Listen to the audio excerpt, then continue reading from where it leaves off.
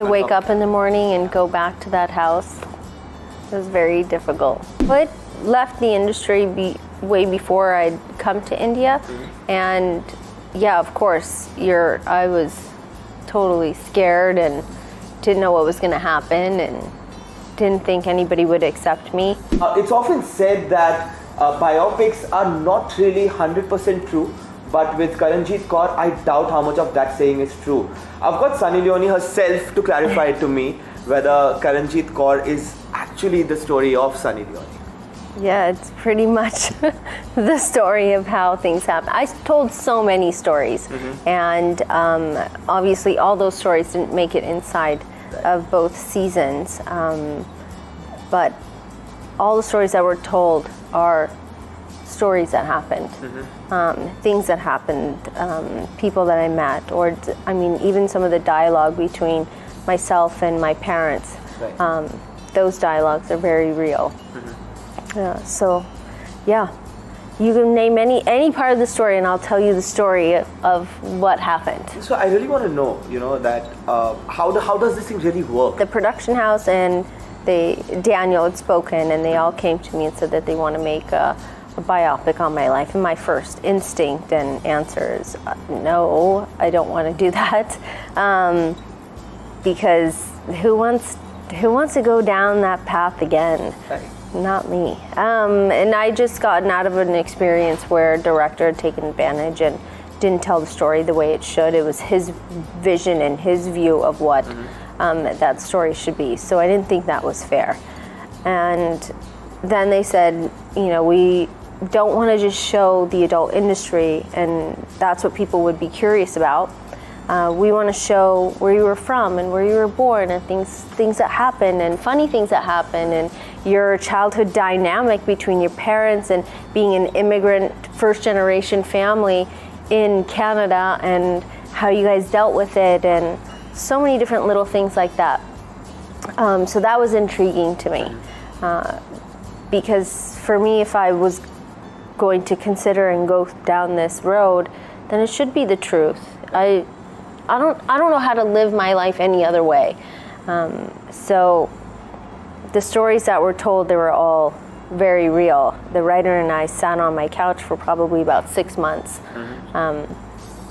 back and forth, just telling stories. He'd sit with me for so many hours, and he'd leave for 2-3 weeks. He'd come back, he'd process everything that we had talked about, and then come back to me with more questions and come back again. So this went on for about 6 months of collecting stories and hearing stories and crying and laughing and being angry and upset, and so many different things.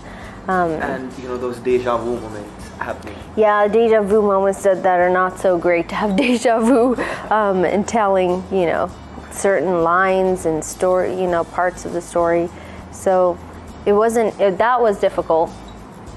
And then shooting it was a whole nother process. It's all pretty real. So a lot of companies wanted to change it. And I am lucky. I had a production house and my husband and the writers that were, just dead on it staying the way that it was, and finding the right people and the right portal to release that information was important, because it couldn't be this battle while it was being shot or while it was being like a script was being finalized, that no, we want it to be more like this, and wanting to change things. So they didn't do that, which I think is the reason why it's people have liked it.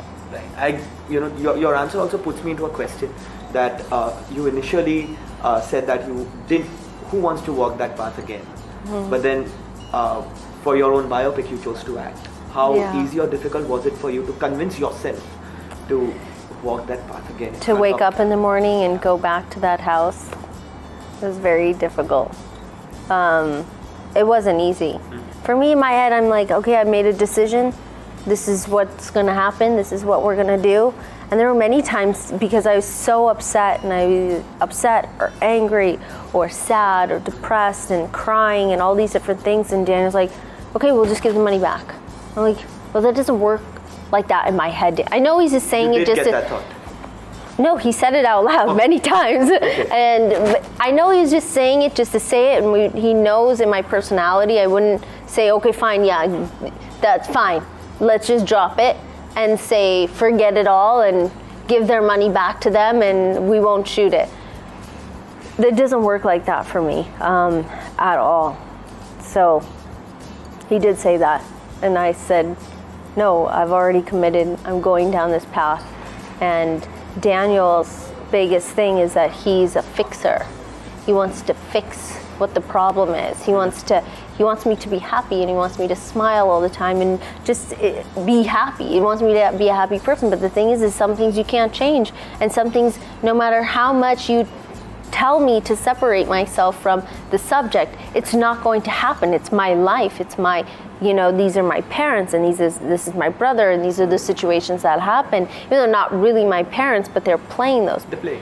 Right. It's a very real situation when you walk into a house and all of a sudden there's pictures of your actual parents on the walls and my brother on the walls and childhood pictures on the walls. It's very, very difficult. But I'd committed, and once you commit, you just don't go back. Definitely a big salute to you for that. Obviously, from LA you had to come to India. Being, a person of an Indian origin, what was it like for you when you came to India after leaving the adult industry? What did you think of, meeting people, how they would probably react to a Sunny Leone, how they would look up to you? What was it like? Well, I left the industry way before I'd come to India. Mm-hmm. And yeah, of course, I was totally scared and didn't know what was going to happen and didn't think anybody would accept me, and let alone be here for the last over 8 years now. I thought I'd be there. I thought I would be here for maybe 2-3 weeks max, and then I would just go home. And I'd go back and living in my bubble there and maybe put a down payment on a house, and that was it. That was my intention. There was nothing else. Not this, okay, I'm going to enter Bollywood and I'm going to do all these things. First of all, I didn't even think that I would be able to step foot onto a national television show mm-hmm. that's being played and presented all over India. Right. That in itself was the goal. Just might get one foot in the door, even if it was one frame on TV. That to me was an accomplishment. So there was no thought process of what was going to happen after. So I was very scared. Daniel was scared. I was dropped in this house. I didn't know anything. I didn't know anyone. And then made it through several weeks of being there.